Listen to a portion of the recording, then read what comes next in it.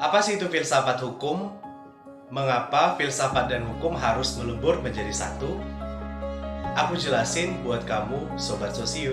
Menurut Van Apeldoorn, filsafat hukum adalah suatu logika yang menghendaki munculnya jawaban atas pertanyaan apa itu hukum. Sejalan dengan pendapat Van, Utrecht juga mengungkapkan bahwa filsafat hukum adalah suatu petunjuk yang memberikan jawaban atas pertanyaan-pertanyaan seperti apakah hukum itu sebenarnya, serta apa yang menjadi standar keadilan atau ukuran baik buruknya suatu hukum. Sebagaimana kita ketahui bersama bahwa hukum adalah produk politik, maka hukum dibuat dengan memasukkan unsur-unsur kepentingan di dalamnya.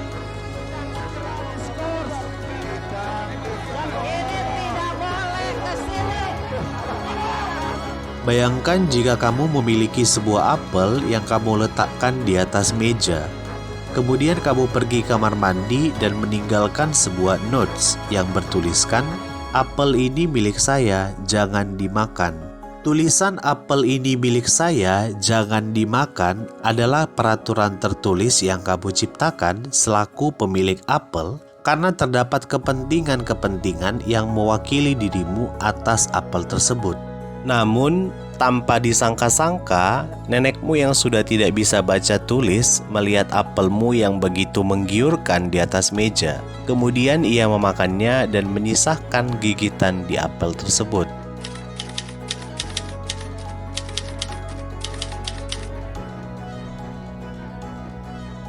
I've asked all of you, and I'm getting no answer. Jika dilihat dari perspektif hukum, nenekmu jelaslah salah karena telah melanggar aturan yang telah kamu tuliskan. Namun, jika dilihat dari perspektif nilai yang berorientasi kepada filsafat, nenekmu tidak salah jika memakan apelmu. Pasti Sobat Sosius di rumah bertanya kan, kenapa? Karena sebenarnya ada hal-hal di luar dari aturan yang telah kamu tuliskan. Begitulah cara kerja filsafat dan hukum, sehingga mereka menjadi satu kesatuan yang sulit untuk dipisahkan. Filsafat dimulai dari peralihan mitos ke logos. Logos menyimbolkan suatu kemenangan dalam kemandirian berpikir manusia. Artinya, rasionalitas menjadi kata kunci bagi filsafat. Sedangkan ilmu hukum sendiri adalah sebuah cabang ilmu yang multidisipliner serta rasional. Akan tetapi dimensi rasionalitas dalam hukum bukan rasionalitas yang sekedar dogmatik. Ya, masih banyak orang yang salah kaprah dengan menganggap bahwa hukum sepenuhnya adalah dogmatik. Pernyataan tersebut sebenarnya tidak 100% salah, karena secara tekstual hukum memanglah dogmatik. Hukum dilahirkan dari teks-teks yang sifatnya otoritatif. Artinya, diturunkan dari produk penguasa kepada masyarakat. Akan tetapi, di balik dogmatika hukum terdapat nilai-nilai yang dianggap sebagai pesan moral. Pesan-pesan moral dalam hukum adalah nilai-nilai tentang keadilan, kebermanfaatan, serta kemanusiaan yang kemudian dikemas dalam bentuk kepastian.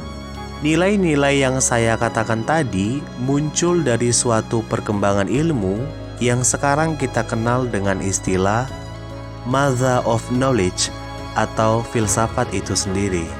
Jika filsafat merumuskan jawaban atas pertanyaan terkait hukum, maka hukum tanpa filsafat adalah cacat, karena filsafat sendiri telah menambahkan nilai-nilai yang membuat hukum menjadi hidup.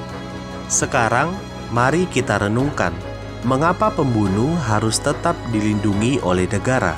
Mengapa kemudian mereka tidak diperbolehkan untuk dipersekusi oleh masyarakat?